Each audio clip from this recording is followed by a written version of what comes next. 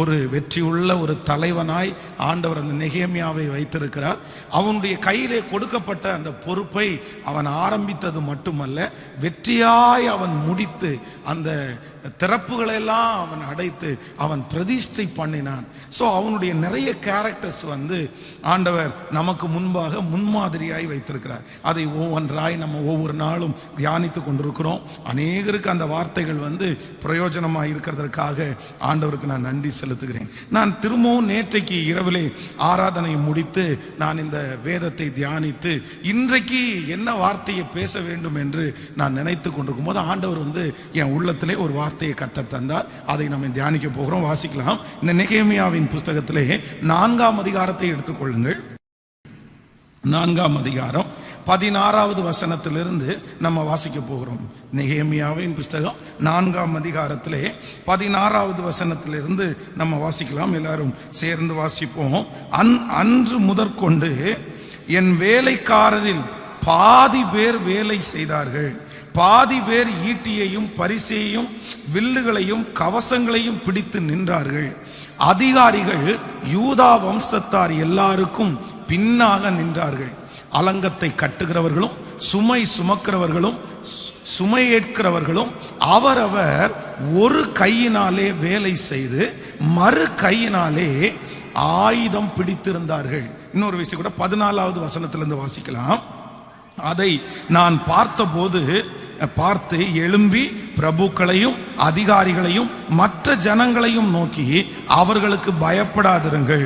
நீங்கள் மகத்துவமும் பயங்கரமுமான ஆண்டவரை நினைத்து உங்கள் சகோதரருக்காகவும் உங்கள் குமாரருக்காகவும் உங்கள் குமாரத்திகளுக்காகவும் உங்கள் மனைவிகளுக்காகவும் உங்கள் வீடுகளுக்காகவும் யுத்தம் பண்ணுங்கள் என்றேன். எங்களுக்கு செய்தி தெரிய வந்தது என்றும் தேவன் அவர்கள் ஆலோசனையை அபத்தமாக்கினார் என்றும் எங்கள் பகைஞர் கேட்டபோது நாங்கள் எல்லாரும் அவரவர் தங்கள் வேலையை செய்ய அலங்கத்திற்கு திரும்பினோம். அந்நாள் முதற்கொண்டு என் வேலைக்காரரில் பாதி பேர் வேலை செய்தார்கள், பாதி பேர் ஈட்டியையும் பரிசையும் வில்லுகளையும் கவசங்களையும் பிடித்து நின்றார்கள்.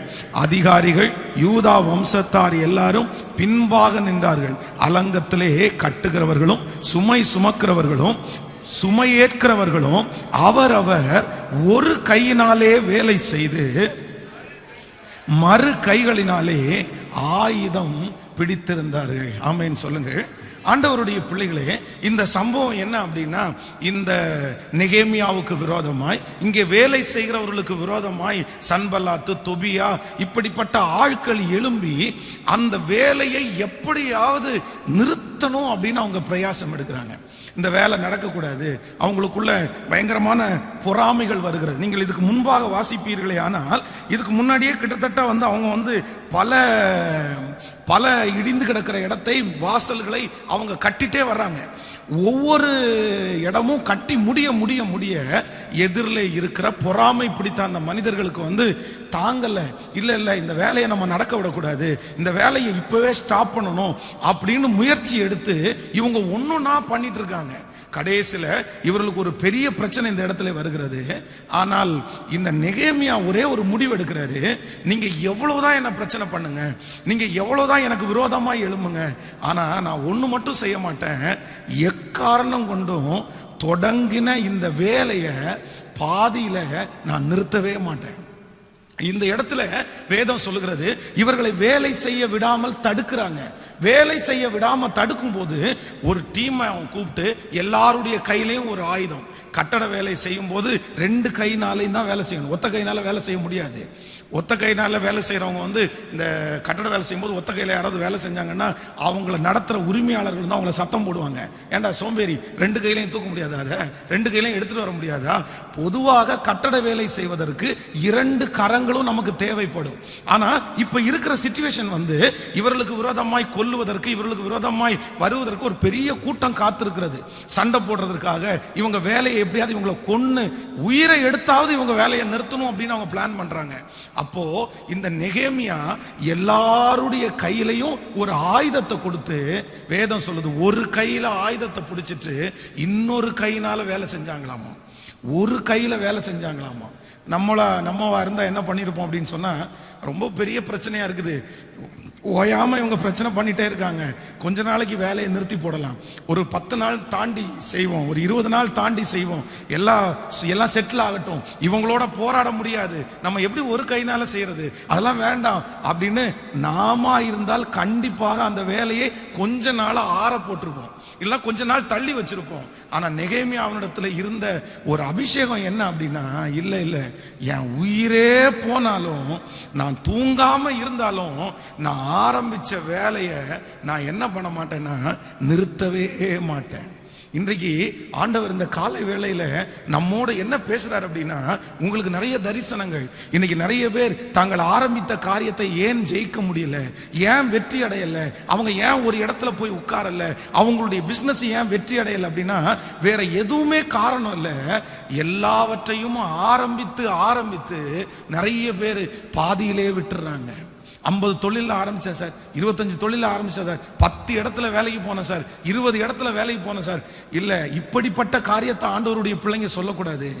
ஒரு காரியத்தை ஆண்டவர் உங்களுக்கு திறந்து தந்து ஒரு காரியத்துல நீங்கள் காலடி எடுத்து வைப்பீர்களே ஆனால் அதுல எவ்வளவு போராட்டம் வந்தாலும் அந்த இடத்துல கர்த்தர் என்ன ஆசீர்வதிப்பார் என்கிற ஒரு பெரிய நம்பிக்கை ஆண்டவருடைய பிள்ளைகளுக்கு தேவை.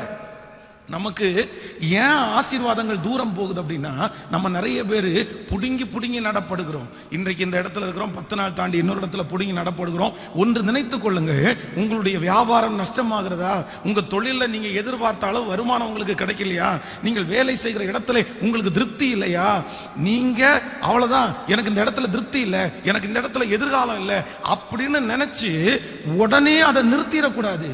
ஏனென்றால் சில ஆரம்பங்களை கர்த்தர் தான் உங்களுக்கு தர்றாரு, சில இடங்களில் ஆண்டவர் தான் உங்களை கொண்டு போய் உட்கார வைக்கிறாரு, சில இடங்களிலே சில வாய்ப்புகளை கொடுத்து சிலதை கர்த்தர் ஆரம்பிக்க பண்ணுகிறார். கர்த்தர் ஆரம்பிக்க பண்ணுவாரே ஆனால் எந்த சூழ்நிலை வந்தாலும் அந்த இடத்துல உங்களை உயர்த்துறதற்கு கர்த்தர் வல்லவரா இருக்கிறார். நீங்க எடுக்க வேண்டிய ஒரே தீர்மானம், நான் எக்காரணம் கொண்டும் நான் என்ன பண்ண மாட்டேன்னா அதை ஸ்டாப் பண்ணவே மாட்டேன், நிறுத்தவே மாட்டேன். ஒருவேளை இன்றைக்கு இந்த சத்தத்தை கேட்கிறவர்கள் நஷ்டம் அடைஞ்சிருக்கலாம். பாஸ்டர், ஏகப்பட்ட பணத்தை நான் அதுல கொட்டிட்டேன், எத்தனையோ லட்சங்கள் அதுல போட்டேன், நான் ஆரம்பிச்ச நாள் முதற்கொண்டு நஷ்டத்தை தான் பார்க்கிறேன், நான் லாபத்தை பார்க்கவே இல்லை. உங்களை மாதிரி நான் நினைச்சேன், இல்லை இதுல நிறுத்தக்கூடாது, நம்ம தொடர்ந்து ஓடணும், நம்ம இன்னும் கொஞ்சம் செலவு பண்ணுவோம், இன்னும் கொஞ்சம் செலவு பண்ணுவோம், இப்படி நான் கடன்காரன் ஆனனே தவிர அதுல இருந்து ஒரு பெரிய வெற்றியை பார்க்கலன்ற ஒரு சந்தேகம் மனதுக்குள்ள எழும்புமே. ஆனால் நான் சொல்றேன், பணத்தை கடன் வாங்கி நீங்க அதுல இன்வெஸ்ட்மெண்ட் பண்ண வேண்டாம். அதுல சோதனைகள் வரும்போது, குறைவுகள் வரும்போது நீங்கள் உங்களுடைய மனசை தைரியப்படுத்தி ஆண்டவரோட இணைந்து உங்களுடைய சரீர பலத்தை அதற்காக நீங்கள் பயன்படுத்தி அதை டெவலப் பண்ணணும். இல்ல அதை நான் நிறுத்தக்கூடாது, ஏதாவது ஒரு விதத்துல நீங்க செஞ்சிட்டு இருக்கணுமே தவிர நிறுத்துகிறது ஒரு தலைவனுடைய அழகே இல்லை. ஆமேன் சொல்லுங்க. அது ஊழியமா இருக்கலாம், அது எந்த காரியமா இருக்கலாம், ஆரம்பிச்சதை அதை முடிகிற வரைக்கும் கொண்டு போகிற அபிஷேகத்தை கர்த்தரிடத்துல நம்ம கேட்டு பெற்றுக்கொள்ளணும்.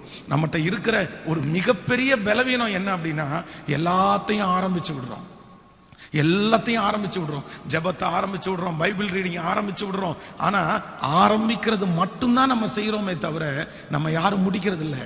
ஆனா வேதம் சொல்லுகிறது, ஆரம்பத்தை விட ஒரு காரியத்தினுடைய துவக்கத்தை பார்க்கலாம் கர்த்தர் முடிவின் பேரிலே பிரியமா இருக்கிறார்.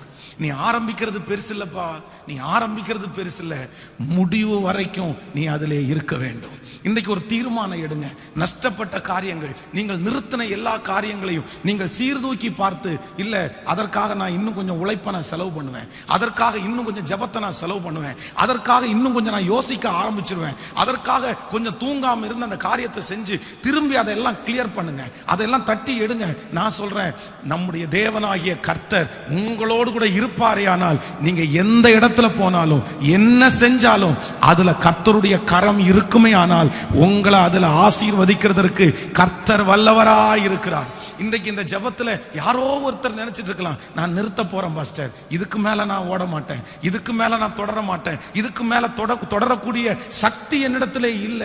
நான் நம்புறேன், இல்ல இல்ல இல்ல இல்ல, கர்த்தர் கொடுத்ததை நிறுத்தாதீங்க. கர்த்தர் கொடுத்ததை நிறுத்தாதீங்க.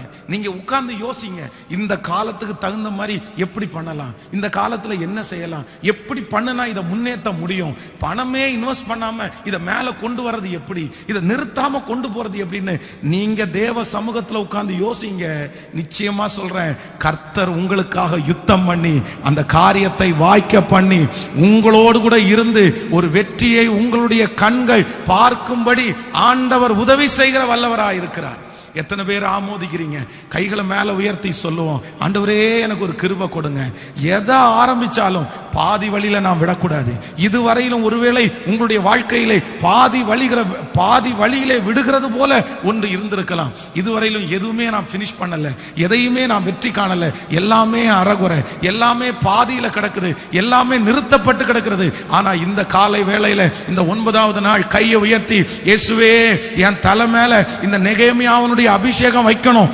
இனி நான் ஆரம்பித்தத சொல்லுங்க, இனி நான் ஆரம்பித்தத ஆண்டவரே, இனி நான் எடுத்த தீர்மானத்தை, இனி எனக்கு கர்த்தர் கையில கொடுத்தத கடைசி வரைக்கும் நான் நிறுத்தாம அதை செய்யக்கூடிய, அதுல வெற்றியை காண்கிற வரைக்கும், அதுல அற்புதத்தை காண்கிற வரைக்கும் நான் நிறுத்தாம இருக்கக்கூடிய ஒரு பாக்கியத்தை சொல்லுவோம். ஆண்டவரே நீர் எனக்கு தாரும், நீர் எனக்கு தாரும், நீர் எனக்கு தாரும். ஹல்லேலூயா. பரிசுத்தவான்களுடைய அபிஷேகமே என்ன அபிஷேகம் அப்படின்னா, நிறுத்தாம இருக்கிறதா அபிஷேகம். ஒரு மிகப்பெரிய ஊழியக்காரர் கிராமத்தில் ஊழியம் செய்யும் போது, அந்த ஊழியத்தை செய்து கொண்டிருக்கும் போது பக்கத்தில் இருக்கிறவங்க எல்லாம் வந்து பயங்கரமா பிரச்சனை பண்ணி அவர் கட்டின சர்ச்சை வந்து இழுத்து மூட பண்ணினார்கள். அந்த சர்ச்சில் வந்து கிட்டத்தட்ட ஒரு 15 ஃபேமிலி வந்துட்டு இருந்தாங்க. எல்லாம் உடஞ்சிருச்சு. அந்த இடத்துல வந்து ஆராதனை நடத்தக்கூடாதுன்னு சொல்லி அவங்க எல்லாம் அவரை வந்து போலீஸ் ஸ்டேஷன்ல பிடிச்சிட்டு போய் அவர்கிட்ட வந்து லெட்டர்ல சைன் வாங்கிட்டாங்க. இனி இந்த இடத்துல நான் ஆராதனை நடத்த மாட்டேன் அப்படின்னு. இவரும் அந்த இடத்துல வந்து அந்த சைன் அந்த போட வேண்டிய ஒரு சூழ்நிலைக்கு தள்ளப்பட்டார். இல்ல அப்படின்னா அந்த பிரச்சனையை சால்வ் பண்ண முடியாதுன்னு அங்க இருக்கிற அரசு தலைவர்கள் எல்லாம் பயங்கரமா அவரை மிரட்டிட்டாங்க. உடனே இவர் லெட்டர் எழுதி, சரி இந்த இடத்துல நடத்தல அப்படின்னு லெட்டர் எழுதி கொடுத்துட்டாரு. லெட்டர் எழுதி கொடுத்துட்டு இந்த 15 பேரையும் கூட்டி ஒரு இடத்துல ஆராதனை பண்ணதுக்கு தடை பண்ணாங்கல்ல, அந்த 15 பேரையும் ஒரு இடத்துக்கு கூப்பிட்டு சொன்னாரு, இனி ஒரு இடத்துல சர்ச்சு கிடையாது, இனி 15 இடத்துல சர்ச்சு. உங்க ஒவ்வொருத்தருடைய வீட்டிலையும் நான் சர்ச்சை நடத்த போறேன். ஒரு வீட்டுக்கு 5 பேரை நம்ம ஆதாயப்படுத்தினா போதும் அப்படின்னு அவருடைய ஊழிய எல்லையை அப்படியே விரிவாக்கி 15 வீடுகள்லையும் ஒரு பிரேயர் ஆரம்பிச்சிட்டாரு.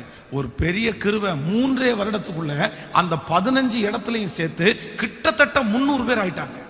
டோட்டலா 300 பேர். இந்த 300 பேரும் சேர்ந்து பணத்தை கொடுத்து அவுட்டர்ல ஒரு இடம், சொந்தமான ஒரு இடத்தை வாங்கி அந்த இடத்துல சர்ச்சு கட்டி இன்றைக்கு ஒரு மிகப்பெரிய தேவாலயமாய் அந்த தேவாலயம் கட்டப்பட்டிருக்கிறது. ஆமென்.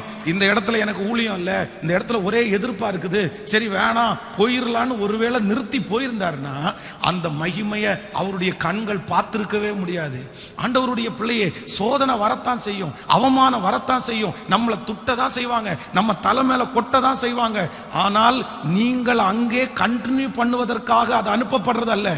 உங்களை எப்படியாவது அந்த இடத்துல இருந்து கிளப்பலாம், அந்த இடத்துல விட்டுட்டு நீங்க ஓடுவீங்கன்னு முடிஞ்ச வரைக்கும் பிரஷர் வரும். ஆனா ஆண்டவருடைய பிள்ளைங்க கவனமா இருக்கணும். இல்ல இது எனக்கு கர்த்தர் கொடுத்த இடம், கர்த்தர் என்ன பார்க்கிறாரு, ஆண்டவர் என் கூட இருக்கிறாரு, இது நான் சாதாரணமா ஆரம்பிக்க முடியாது, இதை துவங்க பண்ணினவர் கர்த்தர், அந்த வாஞ்சையை கொடுத்தவர் கர்த்தர், என்ன நடத்துவார்னு நம்பிக்கையோட இருங்க. நான் நம்புறேன், நிச்சயமாய் கர்த்தர் உங்களை வெற்றி காண ஒரு அற்புதத்தை செய்வார். உங்களுடைய கண்கள் அதிலே ஒரு பெரிய வெற்றியை காணும் என்று நான் நம்புகிறேன். ஹல்லேலூயா. அந்த அபிஷேகத்தை கேட்டு பெற்றுக்கொள்ளணும். நீங்கள் யோசேப்பை குறித்து வேதம் சொல்லுகிறது, போத்திபாருடைய வீட்டிலே இருக்கும்போது சின்சியரா வேலை பார்த்தவன், அங்க இருக்கிற எல்லாத்தையும் ஒழுங்குபடுத்தினான். இவன் போனதற்கு பிறகு அந்த காரியங்கள் எல்லாம் ஒழுங்குபடுத்துறதை பார்த்து அவனுடைய எஜமானன் அவனை பார்த்த உடனே ஆச்சரியப்பட்டாரம்மா, சே இவ்வளவு சின்ன பையன் இவ்வளவு அழகா செய்யறானேன்னு சொல்லி தன்னுடைய வீட்டில் இருக்கிற மொத்த பொறுப்பையும் அவருடைய கரத்துல கொடுத்தாரு. இப்ப அங்க ஒரு பிரச்சனை வருது. அங்க இருந்து சிறைச்சாலையிலே தள்ளப்படுகிறார். சிறைச்சாலைக்குள்ளே கடந்து போனதுக்கு பிற்பாடு வேதம் சொல்லுகிறது, சிறைச்சாலை தலைவனுடைய கண்களிலே யோசேப்புக்கு தயவு கிடைச்சு சிறைச்சாலையிலே இவன் தலைவனாய் அபிஷேகம் பண்ணப்பட்டான். ஒரு வெற்றி உள்ள ஒரு மனுஷன் வந்து அவன் அப்பா வீட்டில் இருக்கும் போது அவன் தான் தலைவன், எல்லாரை விட கடைசியா அவன் தான் பிறந்தான். ஆனா தன்னுடைய சகோதரர்கள் எல்லாருக்கும் யோசேப்பு தான் தலைவன். ஏன் அப்படின்னா தன் சகோதரர்கள் செய்து வந்த குற்றத்தை தன்னுடைய தகப்பனிடத்துல போய் சொன்னான். அதுக்கப்புறம் போத்திபாருடைய வீட்டில் வர்றான். போத்திபாருடைய வீட்டிலையும் அவன் தான் தலைவன். அதற்கப்புறம் சிறைச்சாலைக்கு வருகிறான். சிறைச்சாலையிலையும் அவன் தான் தலைவன். இப்ப எகிப்தினுடைய ராஜாவுக்கு முன்னாடி வர்றான். அங்கேயும் அவன் தான் தலைவன். அப்போ நம்மளா இருந்தா என்ன பண்ணிருப்போம்? ஏற்கனவே உங்களுக்கு எல்லாம் செஞ்சது போதுண்டா, நான் எவ்வளவு மனசார உங்களுக்கு செஞ்சேன், நீங்க எனக்கு துரோகம் பண்ணிட்டீங்களா, உங்க வீட்டுல இவ்வளவு தூரம் உண்மையா இருந்ததுக்கு எனக்கு கொடுத்த பனிஷ்மெண்ட் இதுவாடா, இவ்வளவு பெரிய பனிஷ்மெண்ட், இனி இந்த எகிப்தியனுக்கு ஒண்ணுமே செய்ய மாட்டேன், இனி இந்த எகிப்திய நான் ஏறெடுத்து கூட பார்க்க மாட்டேன், போதுண்டா சாமி. நம்ம அண்ணா அப்படிதான் நினைப்போம். ஆனா இந்த யோசேப்பு சோர்ந்து போகவே இல்லை. நான் செய்யறத, என்னுடைய வேகத்தை நான் யாருக்காகவும் நான் குறைக்கவே மாட்டேன். நான் செய்வேன். நான் அங்க செஞ்சேன், எனக்கு பதில் கிடைக்கல, பரவாயில்ல, ஆனா நான் சிறைச்சாலையில செய்வேன். ஆனா கர்த்தர் சிறைச்சாலையிலே யோசேப்போடு கூட இருந்தார். அப்போ ஆண்டவருடைய பிள்ளைகளே, உங்களுக்கும் அப்படித்தான். சில இடங்களிலே நீங்கள் செய்கிறது ரிஜெக்ட் பண்ணப்பட்டு உங்களை ரொம்ப மனசை கஷ்டப்படுத்தி இருக்கலாம், உங்களை உடைச்சிருக்கலாம். என்ன பாஸ்டர், ஒரு நன்றியே இல்லையே, நான் ராத்திரி பகலா உழைச்சேனே, ஐயோ நான் எவ்வளவு கஷ்டப்பட்டேன் தெரியுமா, அதனால நான் ஒரு முடிவெடுத்தேன், இனி யாருக்கு நான் செய்ய மாட்டேன், நீ எதையும் நான் செய்ய மாட்டேன், இனி வாங்குற சம்பளத்துக்கு மட்டும்தான் நான் செய்வேன். இப்படிப்பட்ட குறுகின எண்ணத்தை தூக்கி போட்டுட்டு ஒரு தீர்மானம் எடுக்கணும். யாருக்காகவும் எந்த மனுஷனுக்காகவும் நான் என்ன பண்ண மாட்டேன்னா, செய்து கொண்டிருக்கிற காரியத்தை நான் நிறுத்தவே மாட்டேன். கலப்பையின் மேல் தன் கையை வைத்து பின்னிட்டு பார்க்கிற எவனும் தேவனுடைய ராஜ்யத்திற்கு தகுதி உள்ளவன் அல்ல. நிறுத்துனீங்க, அதுவும் அக்கறை மாட்டுக்கு இக்கரை பச்சை, அந்த மாதிரி கூட நிறுத்தக்கூடாது. நான் ஒரு சம்பவத்தை சொல்றேன். வேதாகம கல்லூரியில் நான் படிக்கும்போது ஒரு செகண்ட் இயர்ல ஒரு தம்பி படிச்சாரு. அவருடைய அப்பா பாஸ்டர். அப்போ அவர் எங்களுடைய பைபிள் காலேஜ் ரொம்ப லோவான பைபிள் காலேஜ், அப்படின்னா கொஞ்சம் குறைவான, அப்படின்னா ரொம்ப கஷ்டப்பட்டவங்க படிக்கிற பைபிள் காலேஜ். ஆனா அவருடைய அப்பாவால பெரிய பைபிள் காலேஜுக்கு அவரை படிக்க வைக்க முடியும். அப்போ 2வது வருஷத்திலே நான் 3வது வருஷம், அவர் 2வது வருஷம். அந்த மாதிரி ஒரு தொட்டி எடுக்கிறதுக்காக ஒரு வீட்டுக்கு வார்டன் அனுப்பி விட்டாரு. வர்ற வழியில் ஒரு பெரிய ஆக்சிடென்ட்ல 2 பேரும் மாட்டிக்கிட்டோம். இந்த ஆக்சிடென்ட்ல மாட்டினதுனால காலேஜுக்கு வரும்போது ரொம்ப லேட் ஆயிடுச்சு. லேட் ஆன உடனே எங்களுடைய வார்டன் எங்களை 2 பேரையும் வெளியே நிற்க வச்சு ரொம்ப எங்களை பேசி ரொம்ப திட்டாரு. அப்படின்னா தவறான வார்த்தைகளை எல்லாம் பேசி திட்டாரு. உடனே என் பக்கத்தில் நிற்கிற அவனுக்கு பயங்கரமாக கோபம் வந்துச்சு. பிரதர், என்ன பிரதர் இவன் இப்படியெல்லாம் பேசுகிறாங்க, அடிச்சிடலாம்.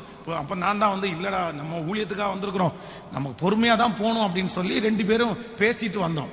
ஆனால் அவனுக்கு அந்த மனசில் அந்த ஆதங்கம் தாங்கலை. இல்லை இல்லை இல்லை, நான் ஒரு பாஸ்டருடைய பையன், நான் எங்கள் அப்பா எவ்வளோ பெரிய ஊழியக்காரர், இவன் இவ்வளோ கேவலமாக என்ன பேசுகிறாங்க, கண்டிப்பாக இந்த பைபிள் காலேஜில் இருக்க மாட்டேன் அப்படின்னு நான் எவ்வளவோ சொன்னேன். வேண்டாம், இனி 1 இயர் தான், 2வது வருஷம் முடிக்க போறேன், இன்னும் 1 வருஷம் முடிச்சுட்டு அந்த பட்டத்தை வாங்கிட்டு அதுக்கப்புறம் வேணா ஒரு பைபிள் காலேஜுக்கு போ அப்படின்னு. இல்லை இல்லை, நான் டிஸ்கன்டினியூ பண்றேன், நான் நிறுத்துறேன் அப்படின்னு சொல்லி வலுக்கட்டாயமாய் அவங்க அப்பாவோட தொடர்பு கொண்டு ஒரு பெரிய பைபிள் காலேஜுக்கு அப்ளிகேஷன் போட்டு இந்த பைபிள் காலேஜில் இருந்து அவன் ரிலீவ் ஆயிட்டான். நான் போறேன்ட்டு இதை ஸ்டாப் பண்ணிட்டான், நிறுத்திட்டான். ஆனா இன்றைக்கு வரைக்கும் சொல்ற ஆண்டவருடைய பிள்ளைகளே, சமீபத்தில் ஒரு 2 வருஷத்துக்கு முன்னாடி கூட அவரை நான் பார்த்தேன். ஆனா இது வரைக்கும் அவர் நிலைவரவே படலை, எங்கேயுமே நிலைவரப்படலை. இங்க இருந்து அங்க போனாரு, அங்க போறதுக்குள்ள அவருக்கு உடம்பு நல்லா இல்லாம வந்துச்சு, கிளாஸ் அட்டன் பண்ண முடியல, அந்த வீட்டிலே உட்கார்ந்து எக்ஸாம் எழுதினாரு. இப்போ அவர் கையில சர்டிபிகேட் இருக்குது, அவர் கையில சர்டிபிகேட் எல்லாம் கிடைச்சிருச்சு. பட் ஆனா அவர் செய்யக்கூடிய ஊழியம் அங்க இல்லை. யாராவது ஒருத்தர் சத்தம் போடுறாங்க, யாராவது ஒருத்தர் பேசுறாங்கன்றதுக்காக அவ்வளவு கஷ்டப்பட்டு உழைச்சதை, இல்லைன்னா அவ்வளவு வருத்தப்பட்டு நீங்கள் செஞ்சதை, கமிட்மெண்டோட செய்ததை இன்னொரு மனுஷனுக்காக விட்டுட்டு வர்றதுன்றது எந்த விதத்துல நியாயம்? எந்த விதத்துல நியாயம்? ஒரு காரியத்தை துவங்குற ஒரு மனுஷனுக்கு கோபமும் வரக்கூடாது, ரோசமும் வரக்கூடாது. ஆமேன்னு சொல்லுங்க. அதை வெற்றியாக முடிக்கணும்னா உங்களுக்குள்ள ரோசமும் கோபமும் இருந்தா கண்டிப்பா வெற்றியா முடிக்க முடியாது. உங்க கோபமும் உங்க ரோசமும் உங்க எதிர்காலத்தை பாதிக்கின்றத மறந்துடாதீங்க, உங்களை நஷ்டப்படுத்துறதுன்றத மறந்துடாதீங்க, உங்க உழைப்ப அது ஒண்ணும் இல்லாம போக பண்றதுன்றத மறந்துடக்கூடாது. இல்ல நான் என்ன எப்படி பேசலாம், என்ன எப்படி பேசலாம், அதுக்காக விட்டு வந்துட முடியுமா? அதுக்காக தூக்கி போட்டு ஓடிட முடியுமா? இல்லை இல்லை, எக்காரணம் கொண்டும் எதற்காகவும் நான் ஆரம்பித்ததை மட்டும் ஃபினிஷ் பண்ணாம என்ன பண்ண மாட்டேன்னா முடிக்கவே மாட்டேன். ஒவ்வொரு வாலிப தம்பிக்கும் தங்கச்சிக்கும் சொல்றேன், உன்னை ஆரம்பிச்ச படிப்பா இருக்கலாம், வேலையா இருக்கலாம், உனக்கு திருப்தியே இல்லைன்னா கூட நீ கண்டினியூ பண்ணிரு, நீ நிறுத்திடாது. அதை முழு மனசு. நான் என்ன சொல்றேன் அப்படின்னா, அதை ஆசீர்வதிக்கிறவர் கர்த்தர். அது உனக்கு திருப்தி இல்லையா, அது திருப்திகரமாய் மாறுவதற்கு ஆண்டவரிடத்துல கிருபையை கேளுங்க. இதை எப்படி ஆண்டவரை டெவலப் பண்றது, இதை எப்படி ஆண்டவரை என் தரிசனத்துக்கு தகுந்த மாதிரி இதை எப்படி ஆண்டவரை கொண்டு போய் இணைக்கிறது, எனக்கு கற்றுத்தாருங்க, நான் என்ன செய்யணும் அப்படின்னு கர்த்தரிடத்துல ஞானத்தை கேளுங்க. அது குறைவானதா இருந்தால் கூட ஆண்டவர் உங்களை கொண்டு அந்த பெரிய காரியத்தை செய்ய வல்லவராக இருக்கிறார். நீங்க சில சாதித்த பெரிய பெரிய தொழில் அதிபர்களுடைய காரியத்தை வாட்சி பார்த்தீங்க அப்படின்னா, நம்ம யூஸ் பண்ற நிறைய பொருட்கள் ஒரு காலத்துல கவர்மெண்டால பான் பண்ணப்பட்டது. அப்படின்னா இனி திருப்பி இந்த காரியத்தை யூஸ் பண்ணக்கூடாதுன்னு சொல்லி தடுத்து நிறுத்தப்பட்டது. இந்த ப்ராடக்ட் நல்லா இல்ல, இந்த ப்ராடக்டை சேல் பண்ணக்கூடாதுன்னு. இந்த ப்ராடக்டை சேல் பண்ணக்கூடாதுன்னு அந்த கவர்மெண்ட் சீல் பண்ணும்போது அவங்க ஃபேக்டரியில் பார்த்தீங்க அப்படின்னா கோடிக்கணக்கான இன்வெஸ்ட்மெண்ட் அப்படியே இருக்கும். இவங்க வேற எதையுமே செய்யல. மேலே இருக்கு பாருங்க அந்த ஸ்டிக்கரு, அந்த ஸ்டிக்கரை உரிச்சு வெளியே போட்டுட்டு புதிய நெய்ம்ல புதிய ஸ்டிக்கரை வாங்கி ஒட்டி அதை வேற பிராண்ட்ல விற்க ஆரம்பிச்சிட்டாங்க. இன்னைக்கு நம்ம யூஸ் பண்ற நிறைய பொருள் ரெண்டாவது ஸ்டிக்கரிங் பண்ணப்பட்டது. நான் சொல்றேன், தீமை அப்படி செய்ய வேண்டாம். ஒரு உலகத்தான் தனக்கு நஷ்டமாக கூடாதுன்னு சொல்லி கவர்மெண்டே இது அதை தடுத்து நிறுத்தினா கூட இல்ல இல்ல இல்ல நான் அதை விட மாட்டேன், என்னுடைய நஷ்டமாயிரும் அப்படின்னு சொல்லி திரும்ப அதை யோசிச்சு திரும்ப அதை மாடிஃபை பண்ணி அதே பொருளை நம்மிடத்துல விற்கிறாங்க. அப்படின்னா நான் சொல்றேன், ஆண்டவருடைய பிள்ளைங்க சில காரியத்துல ஞானமா தான் இருக்கணும். பிசாசுனுடைய ஒரு மிகப்பெரிய தந்திரமே என்ன அப்படின்னா, நீங்க ஆரம்பிச்ச காரியத்தை தொடரக்கூடாதுன்றதுல அவன் ரொம்ப கவனமா இருப்பான். ரொம்ப கவனமா இருக்கு. நீங்க கடந்து வந்த பாதையை பாருங்க, ஒவ்வொரு பாதையிலையும் நீங்க ஆரம்பிச்சதுல நீங்க நிறுத்துறதுக்கு ஒரு போராட்டம் வந்துட்டே இருக்கும், ஸ்டாப் பண்றதுக்கு ஒரு போராட்டம் வந்துட்டே இருக்கும். ஆனா ஒரு வெற்றியுள்ள தலைவன் தலைவி யார் அப்படின்னா, இல்லைங்க நான் எந்த சூழ்நிலை வந்தாலும் இல்ல கர்த்தரே வேணா எடுக்கட்டும், கர்த்தரே வேணா மூடி போட்டோம், ஆனா நான் அதை என்ன பண்ண மாட்டேன்னா ஸ்டாப் பண்ணவே மாட்டேன். சூழ்நிலைக்கு தகுந்தது போல வேற மாதிரி டெவலப் பண்ணிட்டு போகணுமே தவிர ஸ்டாப் பண்ணவே கூடாது. ஆமேன் சொல்லுங்க. ஹல்லேலூயா. எத்தனை பேர் ஆமோதிக்கிறீங்க? ஈசாக்கை குறித்து வேதம் சொல்லுகிறது, ஈசாக்கு முதல்ல ஒரு துறவை தோண்டுகிறான், அதை தூர்த்து போட்டார்கள், அதற்கு ஏசேக்கு அப்படின்னு பேர் வைக்கிறான். இரண்டாவது ஒரு துறவை தோண்டினான், அதற்கு அதையும் தூர்த்து போட்டார்கள், அதற்கு சித்னா என்று பெயர் எடுக்கிறான். மூணாவது ஒரு துறவை தோண்டுகிறான், அதற்கு ரகபோத்தி என்று பெயர் எடுக்கிறான். ஆனா அவர்கள் அதனோட வாக்குவாதம் பண்ண வரல. நீங்க அதுக்கப்புறம் திருப்பியும் வாட்சி பார்த்தீங்க அப்படின்னா அடுத்தொரு துறவை தோண்டினான், அடுத்தொரு துறவை தோண்டினான், அடுத்தொரு துறவை தோண்டினான். ஸோ அவர் ஸ்ட்ராங்கா ஃபிக்ஸ் பண்ணிட்டான், என்ன வந்தாலுமே நான் துறவு தோன்ற வேலையை மட்டும் நான் என்ன பண்ண மாட்டேன், விடவே மாட்டேன். நீங்க ஏசேக்கு தான் தூத்து போட்டீங்களா பரவாயில்ல, சித்தனாவை தூத்து போட்டீங்களா பரவாயில்ல, ஒரு ஏசேக்கு போனா ஒரு சித்தனா இருக்குது, ஒரு சித்தனா போனா ஒரு ரகபோத்து இருக்குது. ஹல்லேலூயா. நான் இந்த ஜபத்துல இருக்கிற இந்த கலந்து கொண்ட ஒவ்வொருத்தருக்கும் தீர்க்க தரிசனமா சொல்றேன், மனுஷன் ஒரு ஏசேக்க மூடலாம், ஒரு சித்தனாவை மூடலாம், ஆனா என் கர்த்தர் உங்களுக்காக ஒரு ரகபோத்த கர்த்தர் வச்சிருக்கிறாரு. அந்த கர்த்தர் வச்சிருக்கிற ரகபோத்தை யாருமே அழிக்க முடியாது, யாருமே தூர்த்து போட முடியாது. அங்கே உங்களோட வழக்காடுகிறவர்கள் இல்லை, அங்கே உங்களோட எதிர்ப்பவர்கள் இல்லை, அங்கே கர்த்தர் உங்களோடு கூட இருக்கிறார். அங்கதான் கர்த்தர் உங்களுக்கு பெருக்கத்தை கட்டளையிட போறாரு, அங்கதான் கர்த்தர் உங்களுக்கு உயர்வை கட்டளையிட போறாரு. சோ நீங்க என்ன பண்ண கூடாதுன்னா, எருசலேம் அவர் சிறப்படுத்துற வரைக்கும் உங்களை நாங்க விட மாட்டோம் ஆண்டவரே, நான் நிறுத்த மாட்டேன் ஆண்டவரே. இந்த 21 நாள் மட்டுமல்ல, நீங்க நினைத்திருக்கிற அந்த காரியத்தை கர்த்தர் கைகூடி வர பண்ணுகிற வரைக்கும், கர்த்தர் அதை அடைகிற வரைக்கும், அதை ஓபன் பண்ற வரைக்கும், அதை குறித்து சாட்சி சொல்ற வரைக்கும் நீங்க யாரையே பிடிக்கணும்னா கர்த்தரையே கர்த்தரையே கர்த்தரையே நான் நிறுத்த மாட்டேன் ஆண்டவரே. யாக்கோபை குறித்து வேதம் சொல்லுகிறது, அவனுக்கு எப்பவுமே தான் முன்னேறணும் அப்படின்ற ஒரு எண்ணம் அவனுடைய மனசுல இருந்துட்டே இருக்கும். பாருங்க, சமைச்சிட்டு இருக்கிறான், கூழ் சமைச்சிட்டு இருக்கிறான், அவங்க அண்ணங்காரன் வந்து சாப்பாடு கேட்கிறான். சாப்பாடு கேட்கும்போது இவன் என்ன சொல்றான் அப்படின்னா, சரி நான் உனக்கு கூழ் கொடுக்குறேன், சேஷ்ட புத்திர பாகம் எனக்கு தர முடியுமா அப்படின்னா, சின்ன வயசுலயே நல்லா வரணும், நம்ம எல்லாருக்கும் முன்னாடி சாட்சியா வாழணும், நம்ம ஒரு பெரிய வசதி உள்ளவங்களா இருக்கணும் அப்படின்ற ஒரு எண்ணம் வந்து அந்த தரிசனம் சின்ன வயசுலயே இருக்குது. ஆனா திடீர்னு மாமனார் வீட்டுக்கு வந்த உடனே பாத்தீங்க அப்படின்னா அவன் வந்து கொஞ்சம் தடுமாற்றம் அவனுக்குள்ள வருது. அந்த பொம்பளை பிள்ளைங்களை பார்த்த உடனே அதுக்கு ஒரு 7 வருஷம் அப்படியே வந்து கஷ்டமாகுது. ஆனா இப்போ அவன் மாமனாரை கூப்பிட்டு சொல்றாரு, ஏற்கனவே என் சம்பளத்தை 10 விசை ஏமாத்திட்டீங்க, நான் வந்து 2 பிள்ளைகளுக்காக கிட்டத்தட்ட 14 வருஷம் உங்களுக்கு நான் உழைச்சேன், ஆனா இப்போ என்னுடையதாவது எனக்கு வேணும். உடனே அவங்க மாமனார் சொல்றாரு, சரி நீ வந்ததுக்கு பிறகு நிறைய ஆசீர்வாதம் வந்துச்சுன்றத குறிப்பினால அறிஞ்சிருக்கிறேன், உனக்கு என்ன வேணும், உனக்கு என்ன ஷேர் வேணும்? உடனே அவன் என்ன சொல்லுவானா, எனக்கு ஷேர் எல்லாம் வேணாம், எனக்கு ஒரு தொழிலை கொடுங்க, நான் உங்களுக்கு முன்னாடி தனியா ஆடு மேய்க்கிறேன், நீ உங்களுடைய ஆடுகளையும் தனியா மேய்க்கிறேன், என்னுடையதை நான் வச்சுக்கிறேன், உங்களுடைய நீங்க வச்சுக்கோங்க.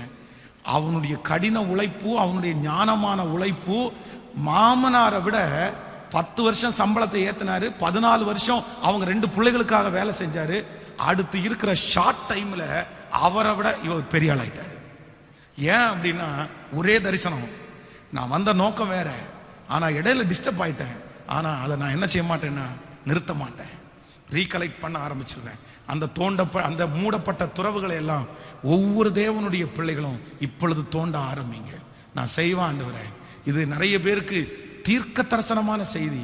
சோர்ந்து போகாத மகளே, உடைந்து போகாத மகளே, அவமானங்கள் நிந்தைகளை பார்த்து உன்னுடைய மனதை தளர விடாத, தொடர்ந்து ஓடு, கர்த்தர் உன் கூட இருக்கிறார்ன்றத ஆண்டவர் நிரூபிக்கிறார். ஹல்லேலூயா. இந்த வேதத்தை, இந்த சம்பவத்தை எனக்கு வாசிக்கும் போது, அதை வாசிக்க எனக்குள்ள ஒரு பெரிய ஆனந்தம் வந்துச்சு. அப்படின்னா இந்த தேவனுடைய மனுஷன் நெகேமியா நிறுத்துறதற்காக இவனுக்கு என்னென்ன போராட்டம் வந்துருச்சு அப்படின்றத நான் நேற்றைக்கு இரவுல கொஞ்சம் தியானிச்சுட்டே இருந்தேன். அப்போ வாசிக்கும் போது நீங்கள் வாசிக்கலாம். நெகேமியா 2ஆம் அதிகாரத்துல 18, 19 வாசிக்கும் போது, 18ஆம் நெகேமியாவின் புஸ்தகம் 2ஆம் அதிகாரம் 18வது 19வது வசனத்தை வாசிக்கலாம். என் தேவனுடைய கரம் என்மேல் நன்மையா இருக்கிறதையும் ராஜா என்னோட சொன்ன வார்த்தைகளையும் அவர்களுக்கு அறிவித்தேன். அப்பொழுது அவர்கள் எழுந்து கட்டுவோம் வாருங்கள் என்று சொல்லி அந்த நல்ல வேலைக்கு தங்கள் கைகளை திடப்படுத்தினார்கள்.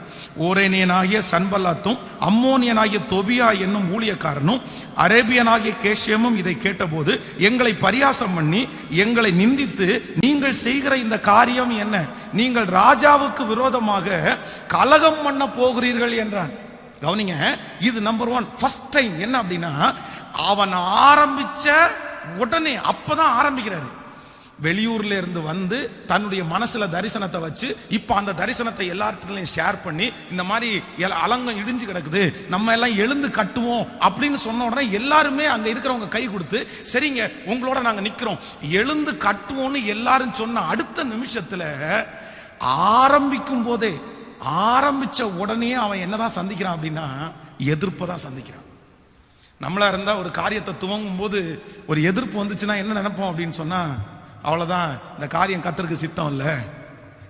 ஆரம்பிச்ச உடனே இவ்வளவு பெரிய எதிர்ப்பு, முடிக்கும் போது என்ன பண்ணுவாங்க, ஐயோ வேணாப்பா சாமி, நமக்கெல்லாம் போராடவே முடியாதுப்பா, நம்ம விட்டுட்டு போயிடுவோம்.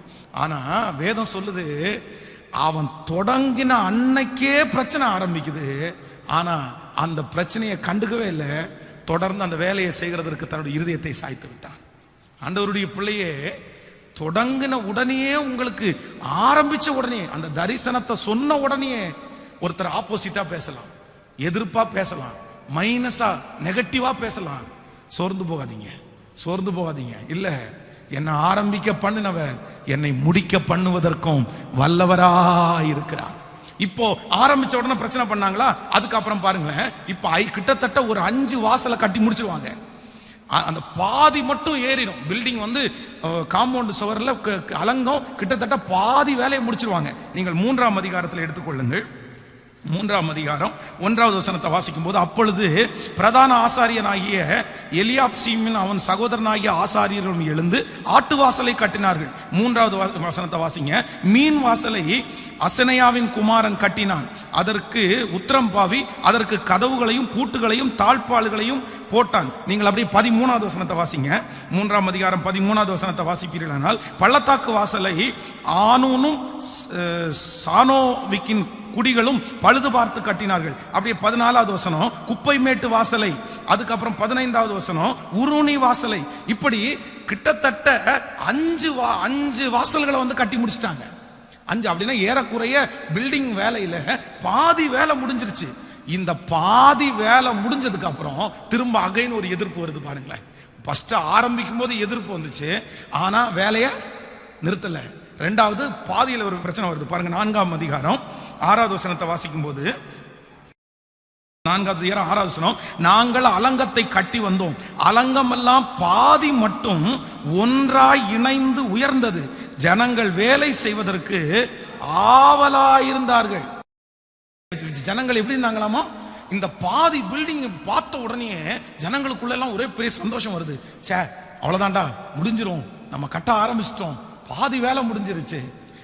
உடனே ஜனங்களுக்கெல்லாம் ஒரே இன்ட்ரெஸ்ட், இனியும் நம்ம கட்டலாம், வேகமா கட்டலாம், வேகமா கட்டலாம் போது அதுக்கப்புறம் ஒரு பிரச்சனை வருது பாருங்க. அந்த பிரச்சனையில நீங்க 8வது வசனத்தை வாசிப்பீர்கள் ஆனால், 4ஆம் அதிகாரம் 8வது வசனம், எருசலேமின் மேல் யுத்தம் பண்ண எல்லாரும் ஏகமாய் வரவும் வேலையை தடுக்கவும் கட்டுப்பாடு பண்ணினார்கள். இப்போ இவர்களுக்கு விரோதமாய் அவர்கள் யுத்தம் பண்றதுக்கு ஆயத்தமாயிட்டாங்க. யுத்தம் பண்றதுக்கு ஆயத்தமாயிட்டாங்க. இல்ல, நாங்க இனி உங்களை விடுறது மாதிரி இல்லை அப்படின்னு. நீங்கள் அடுத்த வசனத்தை அப்படி வாசிக்கும் போது தொடர்ந்து வாசிங்க. ஆனாலும் எங்கள் தேவனை நோக்கி ஜெபம் பண்ணி அவர்கள் நிமித்தம் இரவும் பகலும் ஜாமக்காரரை வைத்து, அப்பொழுது யூதா மனிதர் சுமைக்காரரின் பலன் குறைந்து போகிறது, மண் மேடுகள் மிச்சமா இருக்கிறது, நாங்கள் அலங்கத்தை கட்டக்கூடாது. ஹலோ, 2 வசனத்துக்கு முன்னாடி என்ன சொன்னாங்க? 2 வசனத்துக்கு முன்னாடி அலங்கத்தினுடைய பாதி வேலை நடந்த உடனே இவங்களுக்குள்ள என்ன ஆச்சு?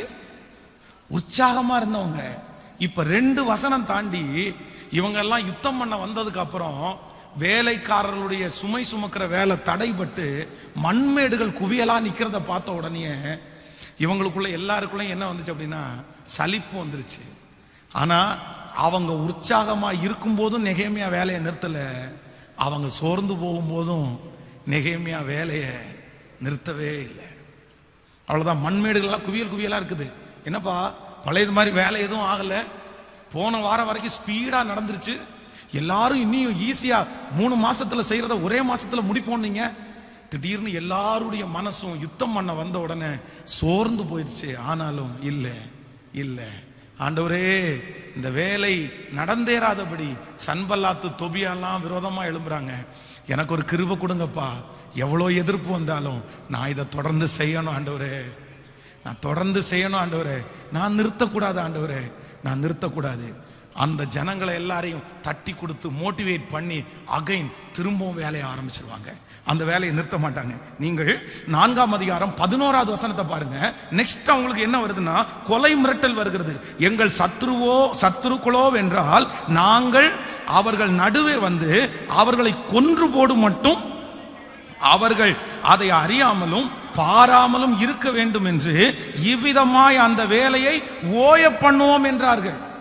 ஃபர்ஸ்ட் பிரச்சனை பண்ணாங்க, தடுத்தாங்க, இப்ப கடைசியில என்ன பண்றாங்க அப்படின்னா கொலை மிரட்டலே விட்டுட்டாங்க. நீங்க அடுத்த வசனங்களை வாசிக்கும் போது அந்த செய்தியை கொஞ்சம் பேரு 10 டைம் சொன்னாங்களாமா. 10 விசை மேல உங்களை கொலை பண்ணுவாங்க, உங்களுக்கு கொலை மிரட்டல் விட்டுருக்காங்கன்னு 10 டைம் மேல. ஆனாலும் ஒரே ஒண்ணு இல்ல, நான் கண்டிப்பா என்ன பண்ண மாட்டேன்னா இந்த 4ஆம் அதிகாரம் 14வது வசனத்தை வாசிங்கள். அதை நான் பார்த்து எழும்பி பிரபுக்களையும் அதிகாரிகளையும் மற்ற ஜனங்களையும் நோக்கி அவர்களுக்கு பயப்படாதிருங்கள், நீங்கள் மகத்துவமும் பயங்கரமுமான ஆண்டவரை நினைத்து உங்கள் சகோதரருக்காகவும் உங்கள் குமாரருக்காகவும் உங்கள் குமாரத்திகளுக்காகவும் உங்கள் மனைவிகளுக்காகவும் உங்கள் வீடுகளுக்காகவும் யுத்தம் பண்ணுங்கள் என்றேன். ஹல்லேலூயா. கைகளை அசைத்து ஒரு ஹல்லேலூயா சொல்லுவோம். இத்தனை பிரச்சனை வந்ததுக்கு பிறகும் அவங்கள எல்லாரையும் ஒன்று சேர்த்து அந்த வேலையை ஆரம்பிச்சிட்டாங்க. நம்பர் 1, ஃபர்ஸ்ட் ஆரம்பிக்கும் போதே பிரச்சனை. நம்பர் 2, அது பாதி கட்டி எழும்பும் போது பிரச்சனை. அதற்கு பிறகு உற்சாகம் ஆகும் போது நிறுத்துற மாதிரி ஒரு சூழ்நிலை வருது, அவங்க மனசெல்லாம் சோர்ந்து போகிறது. நம்பர் 4, கொலை மிரட்டல் அவங்களுக்கு வருகிறது. இதுல எதுலையுமே அவன் என்ன பண்ணல அப்படின்னா தன்னுடைய வேலையை நிறுத்தவே இல்லை. லாஸ்டா பாத்தீங்க அப்படின்னா அவர்களுக்குள்ளேயே ஒரு பிரச்சனை வருது, அங்க கட்டுறவங்களுக்குள்ளே ஒரு பிரச்சனை. 5ஆம் அதிகாரம் 1-2 நீங்க வாசிப்பீர்களானால் 5ஆம் அதிகாரத்தில் எடுத்துக்கொள்ளுங்கள். 5ஆம் அதிகாரம் 1, ஜனங்களுக்குள்ள அநேகரும் அவர்களுடைய ஸ்திரீகளும் யூதர்களாகிய தங்கள் சகோதரர்களை முறையிடுகிற பெரிய கூக்குரல் உண்டாயிற்று. அது என்னவென்றால் அவர்களில் சிலர் தாங்கள் எங்கள் குமாரரோடும் எங்கள் குமாரத்திகளோரும் அநேகராய் இருக்கிறபடினால் சாப்பிட்டு பிழைக்கும்படிக்கு நாங்கள் தானியத்தை கடனாக வாங்கினோம் என்றார்கள்.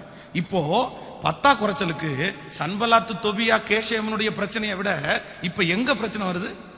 உள்நாட்டு கலவரம் வருது, உள்ளுக்குள்ளே சண்டை வருது, உள்ளுக்குள்ள வேலை செய்யறவங்களுக்குள்ளே நிறைய பார்சியாலிட்டி. அங்க கொஞ்சம் பணக்காரங்க இருக்காங்க பாருங்களேன். இந்த எருசலேமினுடைய அலங்கம் இடிக்கப்பட்ட போது கொஞ்சம் சூதானமா இருந்து கிடைச்சதை எல்லாம் சேர்த்துக்கிட்டு தங்களுக்காக வச்சு பணக்காரங்கள மாதிரி இருப்பாங்க பாருங்களேன். அவங்க எல்லாம் கஷ்டப்பட்டவங்களுக்கு வட்டி விட ஆரம்பிச்சிட்டாங்க. எல்லாருக்குள்ளேயும் சண்டை வந்தோடனே இவன் கேள்விப்படுறான், இந்த மாதிரி எங்கள்கிட்டயே இவங்க வட்டி வாங்குறாங்க, நாங்க எப்படி அலங்கத்தை கட்டுறது? உடனே அந்த பிரச்சனையும் சமாளிச்சு கடைசி வரைக்கும் கர்த்தருடைய கிருபையை நாடி அந்த அலங்கத்தை எல்லாம் கட்டி முடிக்கிறதுக்கு நெகேமியாவுக்கு கர்த்தர் பலன் தந்தார். ஹல்லேலூயா. ஸோ இன்னைக்கு நம்ம ஒரு கிருபை ஆண்டவரத்துல கேட்போம், ஆண்டவரை என்ன வந்தாலும் நான் முன்னாடி வச்ச காலை பின்னாடி வைக்க போறது சொல்லுங்க எல்லாருமே. அதை யோசிங்க, அதை ஆண்டவருடைய சமூகத்துல வைத்து ஞானத்தை கர்த்தரிடத்துல கேளுங்க.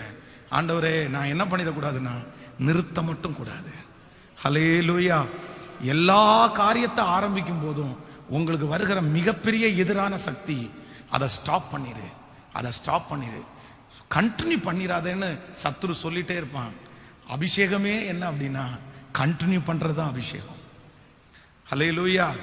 நீங்கள் ஒரு வெற்றி அடைய போறீங்கன்றதை எதுல உங்களை கண்டுக்கலாம்னா, நீங்க ஒரு விஷயத்தை கண்டினியூவா, ஒரு நல்ல காரியத்தை ஒரு கண்டினியூவா பண்றீங்க பாருங்களேன், அவங்க தான் தலைவர்களாய் தலைவிகளாய் மாற முடியும். 1000 டேலண்ட் இருந்தாலும் ஒரு காரியத்துல கண்டினியூஷன் உங்களுக்கு இல்ல, டிஸ்கண்டினியூ அப்படின்னா ரொம்ப கேர்ஃபுல்லா இருக்கணும். சாகிற வரைக்கும் நீங்க இதை மறக்கவே கூடாது. டிஸ்கண்டினியூ அப்படின்றது மிகப்பெரிய டேஞ்சர். ஹலோ, ஆண்டவரே சில இடங்களிலிருந்து உங்களை எடுத்து கொண்டு போகலாம், உங்களை வேண்டான்னு தூக்கி கொண்டு போகலாம், உங்களை டிஸ்கண்டினியூ பண்ண வைக்கலாம்.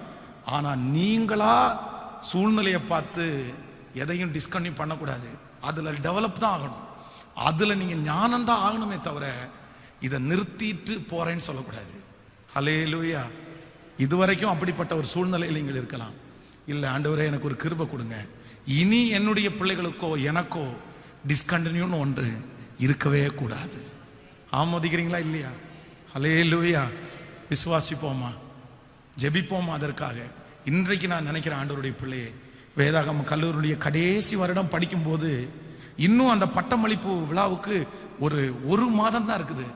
அந்த ஒரு மாதத்துல அந்த பைபிள் காலேஜில் டிஸ்கண்டினியூ பண்ணது மாதிரி அதை என்ன துரத்துற மாதிரி ஒரு சூழ்நிலை வந்துருச்சு. ஆனா ஆண்டவருடைய சமூகத்தில் அப்படி கெஞ்சினேன், எனக்கு வேற ஒண்ணுமே தர வேண்டாம் ஆண்டவரே, இந்த படிப்பை நான் முடிச்சு அந்த பிரதிஷ்டை மட்டும் எனக்கு பண்ணணும், அதுக்காக எனக்கு இரக்கம் செய்யுங்கன்னு ஆண்டவருடைய சமூகத்தில் கெஞ்சினேன்.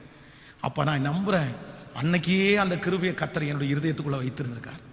2005 வருஷம் இந்த கோயம்புத்தூர்ல இந்த ஊழியம் ஆரம்பிச்சதற்கு பிறகு இந்த ஊழியத்தை நிறுத்துகிறதற்கு வந்த எதிர்ப்புகள் கொஞ்சம் கிடையாது. ஓடிரு.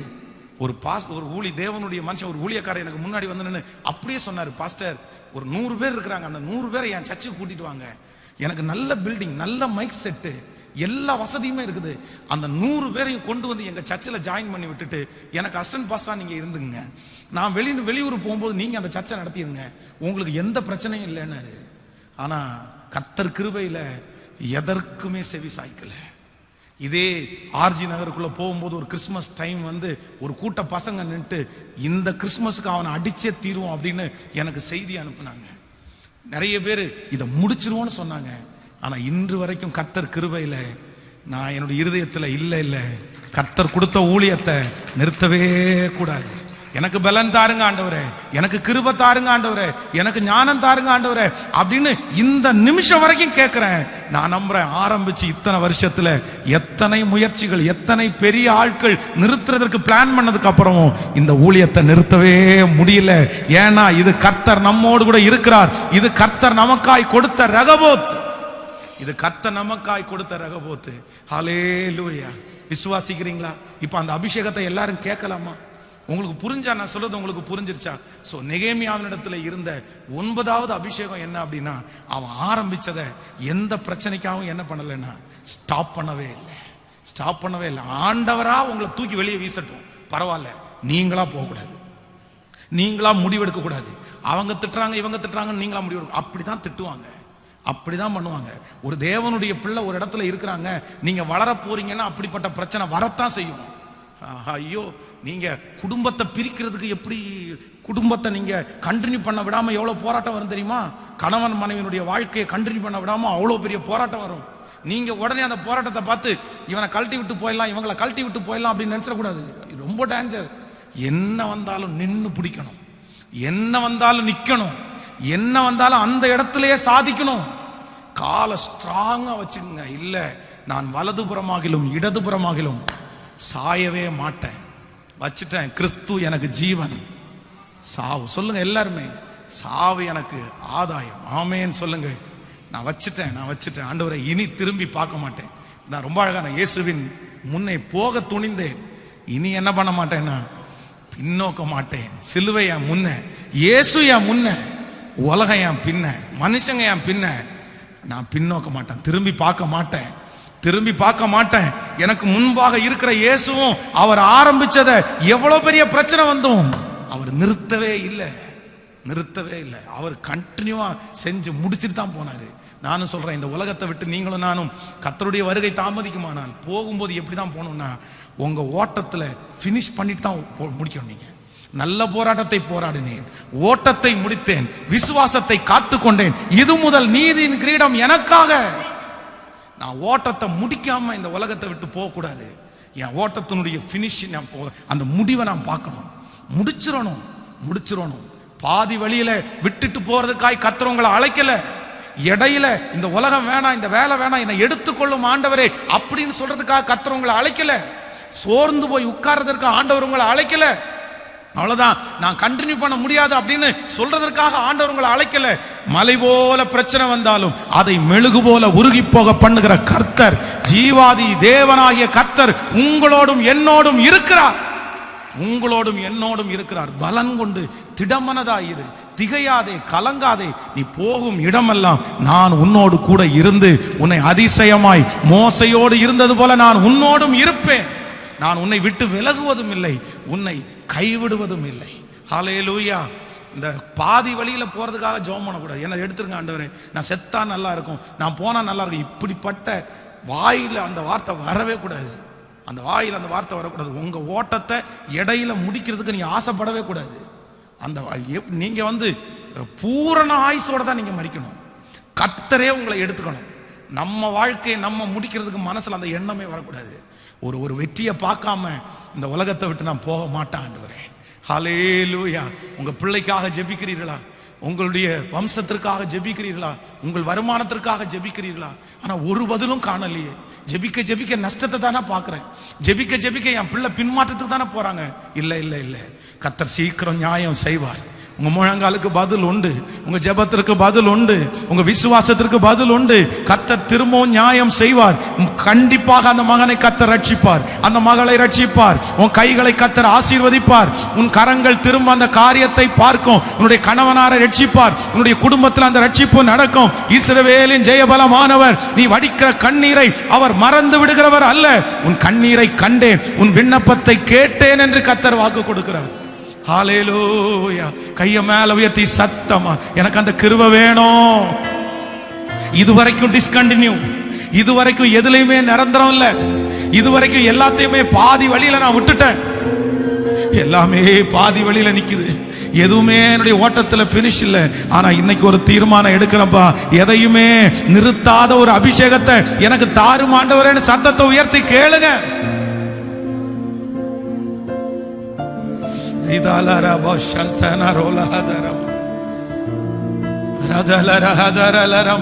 பணத்தை போட்டு கிடையாது, திரும்பி நீங்க கண்டினியூ பண்றது பணத்தை போட்டு கிடையாது, கடன் வாங்கி கிடையாது, பேங்க்ல லோன் எடுத்து கிடையாது. கர்த்தர் உங்களுக்கு ஞானத்தை தருவார். அது பெருசா ஆரம்பிச்சு தோற்று போயிருக்கலாம். நெக்ஸ்ட் சின்னதா ஆரம்பிங்க. ஃபர்ஸ்ட்ல இருந்து அதை துவங்குங்க, ஆரம்பத்துல இருந்து அதை துவங்குங்க, இன்வெஸ்ட்மெண்ட் இல்லாம துவங்குங்க. அதே பேரு, அதே காரியம், அதே இடம், அதே சூழ்நிலை. நான் நம்புறேன், இனி இந்த 21 நாள்ல உங்க கையை பிடிச்சவர் கர்த்தர் அல்லவா, உங்களை அபிஷேகித்தவர் தேவன் அல்லவா. அவர் உங்க கூட வருவார், அவர் உங்க கூட இருப்பார். ஹல்லேலூயா. நன்றி ஆண்டவரே, நன்றி. நன்றி ஆண்டவரே, நன்றி. தொடர்ந்து ஓடு, நீங்க விட்டு விடக்கூடாது. ஹalleluya. நன்றி ஆண்டவரே. அவமானம் நிந்தை எல்லாம் அனுதின உணவு போல, கரங்களை தட்டி, அவமானம் நிந்தை எல்லாம் அனுதின உணவு போல, பழிச்சொல் எதிர்ப்பு எல்லாம் பலன் தரும் ஊட்டச்சத்து, பழிச்சொல் எதிர்ப்பு எல்லாம் பலன் தரும் ஊட்டச்சத்து. கரங்களை மேல தட்டி தொடர்ந்து ஓடு, விட்டு விடாதே, ஜெபம் செய்வதை மறந்து விடாதே. தொடர்ந்து ஓடு, விட்டு விடாதே, பணி செய்வதை நீ மறந்து விடாதே. ஒரு நாளும் வீணாகாது நான் ஓடும் ஓட்டம், நான் செய்யும் ஜெபம் ஒரு நாளும் வீணாகாது, ஒரு நாளும் வீணாகாது. நான் ஓடும் ஓட்டம், நான் செய்யும் ஜெபம் ஒரு நாளும் வீணாகாது, ஒரு நாளும் வீணாகாது. பிடித்துக்கொள் ஜீவ வசனம், பிரகாசி கிறிஸ்து இயேசுக்கா. பிடித்துக்கொள் ஜீவ வசனம், பிரகாசி கிறிஸ்து இயேசுக்கா.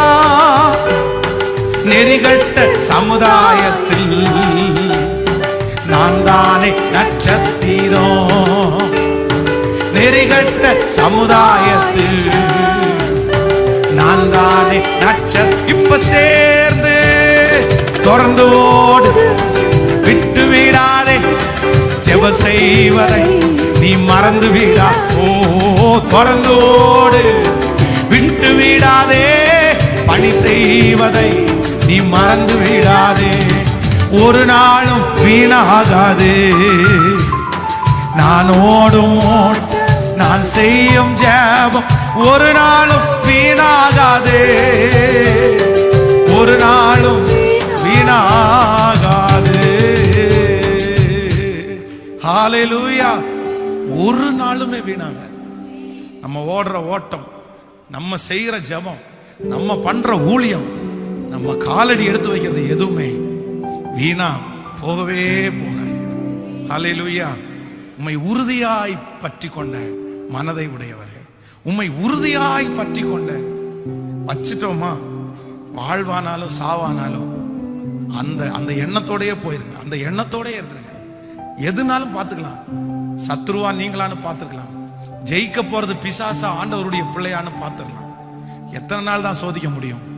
ஆண்டவரே எத்தனை நாள் தான் சோதிப்பான்? ரொம்ப நாளெல்லாம் சோதிக்க முடியாது. கர்த்தர் நம்மை பலப்படுத்துவார். நமக்காக பரிதபிக்கக்கூடிய பிரதான ஆசாரியர் நம்மோடு இருக்கிறார். அவர் நமக்காய் நம்ம ஹெல்ப் பண்றாரு. நம்ம சோர்ந்து போகும்போது நம்ம தட்டி கொடுக்கிறாரு. இந்த ஜெபம் எதுக்கு தெரியுமா? இந்த முழங்கால் யுத்தம் எதுக்கு தெரியுமா? உங்களை பூஸ்ட் பண்றதுக்காக தான் கர்த்தர் இந்த முழங்கால் யுத்தத்தை வச்சிருக்கிறார். என் பிள்ளை போராடி போராடி சோர்ந்து போனா, இல்ல மகன் நீ ஓடு, நான் கூட இருக்கேன். அப்படிதான் வரும், அப்படிதான் வரும். யாரை எதிர்க்கல, யாரை திட்டல, யாரை அற்பமா நினைக்கல, யாரை தூசிக்கல, எல்லாரையும் அவங்க அப்படிதான் பண்ணாங்க. நம்மளையும் அப்படிதான் பண்ணுவாங்க. அவங்க பண்றதுக்காக நம்ம வேலையை நிறுத்த, நம்முடைய ஓட்டத்தை நிறுத்த வெட்கப்பட்டு நம்ம தான் நிற்போம். இல்லை இல்லை இல்லை, எருசலேமை அவர் ஸ்திரப்படுத்துகிற வரைக்கும் நான் உம்மை அமர்ந்திருக்க விடவே மாட்டேன். ஹல்லேலூயா, ஹல்லேலூயா. உங்களுக்காக ஜெபிக்கிறேன். தகப்பனே, இந்த 9வது நாள் இந்த ஜெபத்திற்காக நன்றி. ஆயிரக்கணக்கான பேர் எங்களோட இணைந்து ஜெபிக்கிறார்கள். ஒவ்வொரு வீடுகளிலேயும் ஒவ்வொரு வேலை ஸ்தலங்களிலும் இருந்து இந்த ஆராதனையிலே கலந்து கொண்டே இருக்கிறார்கள். ஆண்டவரே, இன்னும் ஆயிரக்கணக்கான பேர் ஆண்டவரே லைவ்லே இதை பார்க்கணும். ஆண்டவரே, எங்களோட சேர்ந்து ஆராதிக்கணும். ஆண்டவரே, அந்த கிருபையை கர்த்தர் தாரும். ஆயிரக்கணக்கான பேருக்கு இந்த ஜெபங்கள் போய் சேரட்டும். ஆண்டவரே, இதுல எத்தனை பேர் கலந்து கொள்கிறாங்களோ அவ்வளவு பேருக்கும் உங்க ஆசீர்வாதம் அப்படியே திரளாய் திரளாய் திரளாய் திரளாய் திரளாய் பெரியட்டும். எங்களுடைய சபையினுடைய இடத்திற்காக இந்த 21 நாட்களும் உங்க சமூகத்துல வைக்கிறோம்ப்பா. ப்ளீஸ்ப்பா ஆண்டவரே, அது உங்க ஊழியம், ஆனா அதை செய்யணும்னு நாங்க விருப்பப்படுறோம். இந்த பட்டணத்துல எங்கள் தகப்பன்மார், எங்களுடைய முன்னோர்கள் ஏகப்பட்ட பாவத்தை செஞ்சிட்டாங்கப்பா. இப்போ அக்கிரமம் நிறைய நடக்குதுப்பா. இந்த பட்டணத்துல ஒரு கூட்டத்தை உங்களுக்காக ஆயத்தப்படுத்துறதுக்காக, எங்களுக்காக அல்ல ஆண்டவரே, எங்க பேருக்காக, எங்க பெருமைக்காக அல்ல, உங்க நாம மகிமைக்காக இந்த பட்டணத்துல, அதுவும் இந்த ரத்னபுரி என்கிறது ரொம்ப மோசமான இடம்னு எல்லாருக்கும் தெரியும்.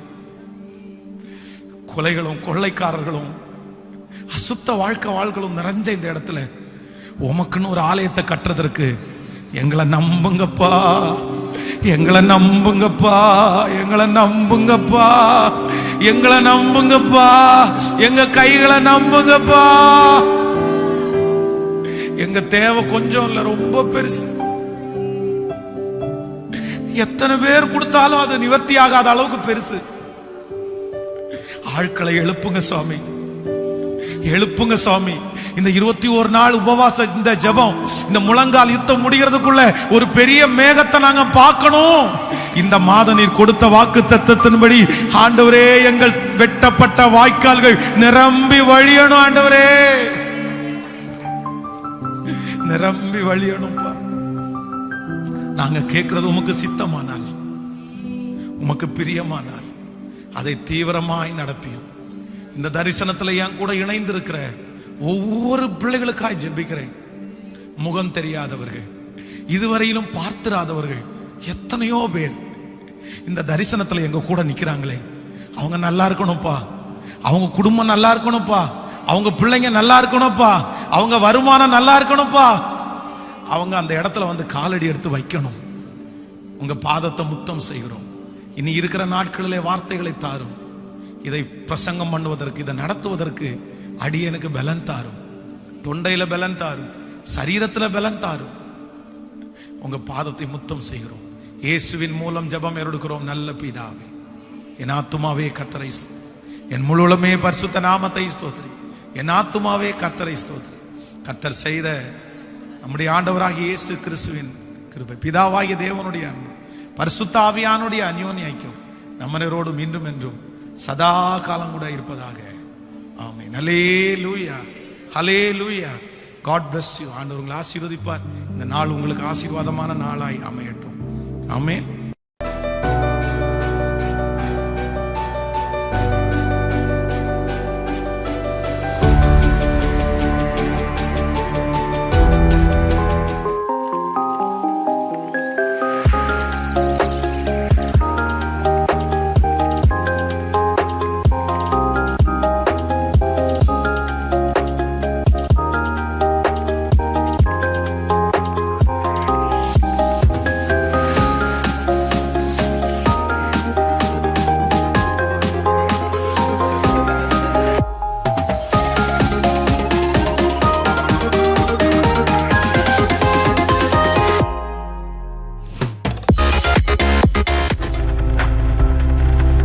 நீங்கள் பார்த்துக் கொண்டிருப்பது உங்கள் ஜாய் டிவி. உங்கள் துக்கம் சந்தோஷமாய் மாறும்.